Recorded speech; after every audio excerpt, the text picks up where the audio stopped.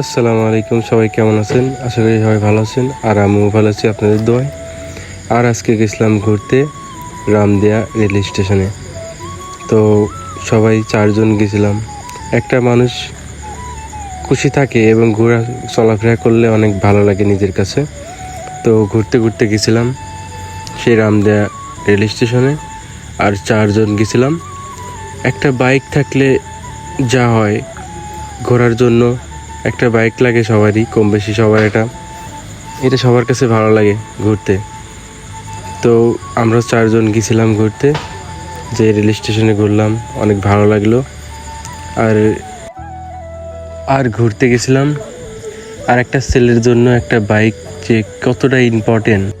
আর আমরা ট্রেনের জন্য অপেক্ষা করতেছিলাম, ট্রেনটা দেখব।